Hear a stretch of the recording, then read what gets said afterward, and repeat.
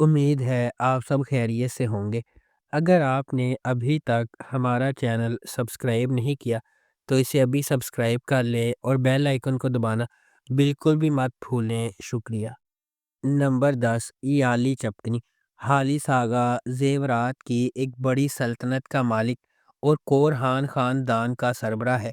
اگرچہ اس کا بیٹا اورہان اور سب سے بڑا پوتا فواد زیادہ تر کاروبار چلاتے ہیں، پھر بھی وہ کمپنی میں سب سے اہم فیصلے کرتے ہیں۔ اس کا چھوٹا پوتا فرید، جو اس کے بھائی فواد سے بالکل مختلف ہے، ایک بہت ہی غیر ذمہ دار نوجوان بیچلر ہے جو ابھی بیرون ملک سے واپس آیا ہے جہاں وہ تعلیم حاصل کرنے گیا تھا۔ حالث فرید کی لاپرواہی کو مزید برداشت نہیں کر سکتا اور وہ اپنی بیوہ بہو افاقت پر پابندی لگاتا ہے کہ وہ اسے شادی کے لیے ایک اچھی لڑکی تلاش کر کے دے۔ یہ خبر کہ حالث آغا اپنے پوتے کے لیے دلہن کی تلاش میں ہے، نیلے رنگ سے گازین ٹپ میں کاظم کی حویلی تک پہنچتی ہے۔ کاظم کے امیر ہونے کی واحد امید اس کی خوبصورت بیٹیاں سنا اور سیران ہیں۔ نمبر 9، پیاسا۔ جب سالی اکن، ایک طاقتور میڈیا ٹائکون، اپنے ایک چینل پر ایک گپ شپ رپورٹر احسن چیوک کے بستر پر مردہ پایا جاتا ہے تو ایک اسکینڈل پھوٹ پڑتا ہے جس سے ان کی بیوی کیریمن اور ان کے بچے پریشان ہو جاتے ہیں۔ برسوں بعد کیریمن ذہنی عدم استحکام میں پیچھے ہٹ جاتی ہے جبکہ احسن اپنی زندگی کو دوبارہ بنانے کے لیے جدوجہد کر رہا ہے۔ سالی کا بیٹا کینان ایک اڈکٹیو اداکار کے طور پر ابھرتا ہے، شہرت اور خوشی کو ترجیح دیتا ہے جب تک کہ وہ ساحلی قصبے کی ہیڈ سکارف والی لڑکی منور سے نہیں ملتا۔ اپنی کینسر زدہ ماں اور بہن بھائیوں کے نگران کے طور پر پرورش پانے والی منور ہچکچاتے ہوئے اپنے خاندان کے بوجھ کو کم کرنے کے لیے امیر اڈار کے ساتھ طے شدہ شادی پر راضی ہو جاتی ہے۔ مہندی کی رات کے دوران اس کی والدہ کی موت ہو جاتی ہے اور جب اڈار نے اس پر زبردستی کرنے کی کوشش کی تو منور احسن کی مدد سے استنبول بھاگ جاتا ہے۔ نمبر 8، زیمبیلی۔ سیریز میں دوستی اور بھائی چارے پر زور دینے کے ساتھ زیمبیلی نامی قصبے میں پیدا ہونے اور پرورش پانے والے 4 دوستوں کے میٹھے اور تلخ واقعات کو بتایا جائے گا۔ نمبر 7، جان بورجو۔ یہ سیریز محمد، ایک کامیاب وکیل کی پیروی کرتی ہے جب وہ اپنی ماں کی موت کے بعد اپنی اجنبی بیٹی دعا سے دوبارہ رابطہ قائم کرنے کی کوشش کرتا ہے۔ راستے میں طویل عرصے سے دبے ہوئے راز سامنے آتے ہیں جس سے ان کی زندگیوں کو تباہ کرنے کا خطرہ ہوتا ہے۔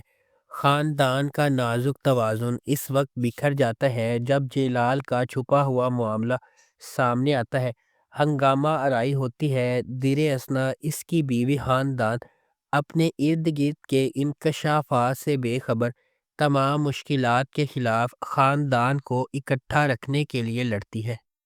نمبر 6، ازاگ شہر۔ عالیہ البورا اپنے مرحوم شوہر کے جنازے اور اپنے 5 سالہ بیٹے کے ساتھ اپنے شوہر کی آخری وصیت پوری کرنے کے لیے ماردین پہنچتی ہے، تاہم یہ آمد واپسی کے ایک نقطہ کی نشاندہی کرتی ہے اور البورا سے باہر نکلنے کا کوئی راستہ نہیں ہے۔ البورا قبیلے کا سربراہ جیہان البورا عالیہ کی جدوجہد سے لا تعلق نہیں ہے، لیکن اس نے اسے اپنے بچے کو لے کر جانے کی اجازت دینے سے انکار کر دیا۔ ماضی کی تاریکی، پوشیدہ رازوں اور خطے کی تلخ حقیقتوں کا مقابلہ کرتے ہوئے عالیہ البورا اپنے آپ کو اپنے مرحوم شوہر کے خاندان کے ساتھ ایک شدید جدوجہد میں پھنسا پاتی ہے۔ نمبر 5، صاحب سزلٹ۔ 6 بہن بھائیوں کی کہانی، عزیزے، کیمو، زیلیہا، فیدان، سامت اور بالم، جو اچانک اپنے والدین کو کھونے کے بعد متحد رہنے اور زندہ رہنے کے لیے جدوجہد کرتے ہیں۔ ان کے سانحے کی جڑیں ان کے والدین بالا اور رفت سے ملتی ہیں جن کی ممنوعہ محبت کا آغاز ماردین کے ایک گاؤں سے ہوتا ہے۔ رفت ایک ٹیچر بالا سے محبت کرتی ہے لیکن ماردین کے امیر ترین خاندان کا امیر اور جنونی بیٹا یاووس اسے اغوا کر لیتا ہے۔ اس کے ساتھ بدسلوکی کے باوجود بالا رفت کے ساتھ فرار ہو جاتی ہے اور وہ جنگل میں ایک ویران زندگی بسر کرتے ہیں۔ 6 بچوں کو سکون سے پالتے ہیں، تاہم یاووس کا بدلہ ان کی دنیا کو تباہ کر دیتا ہے جب وہ ان کو ڈھونڈتا ہے اور ان پر حملہ کرتا ہے۔ نمبر 4، سیاہ کلب۔ سمرو نے ان بچوں کو چھوڑ دیا جنہیں اس نے چھوٹی عمر میں جنم دیا اور اپنے لیے ایک نئی زندگی اور خاندان بنایا۔ میلک اور نوح نے اپنی ماں کی شناخت اپنی دادی کے آخری الفاظ سے سیکھی اور اسے ڈھونڈنے کے لیے نکل پڑے۔ سمرو، جس کی اب کیپاڈوشیا کے ایک امیر ترین تاجر سامد سے شادی ہوئی ہے، اپنے بچوں کے ساتھ اپنی شاہانہ زندگی جاری رکھے ہوئے ہے۔ تاہم سامد کے بیٹے کے بارے میں اس کی پہلی شادی جیہان سے مختلف منصوبے ہیں۔ میلک اور نوح کے راستے جو اپنی ماں کا سامنا کرنا چاہتے ہیں، غیر متوقع طور پر جیہان اور اس کی ہچکچاہٹ والی منگیتر سیبیلائی کے ساتھ گزر جائیں گے۔ نمبر 3، کیزل گونجا لار۔ کیزل گونجا لار مریم کی دل خراش کہانی سناتا ہے، جس کی شادی ایک اسلامی فرقے میں 14 سال کی عمر میں ہوئی تھی اور اب وہ اپنی بیٹی زینب کو شیخ کے پوتے کی دلہن جیسی قسمت سے دو چار ہونے سے روکنے کے لیے بہادری سے لڑ رہی ہے۔ اس کی بھابھی کی رہنمائی میں، جو فرقے کی ایک سابق رکن ہے، انہیں احساس ہوتا ہے کہ انہیں فرقے کے طاقتور چنگل سے زینب کو بچانے کے لیے بھاگنا چاہیے۔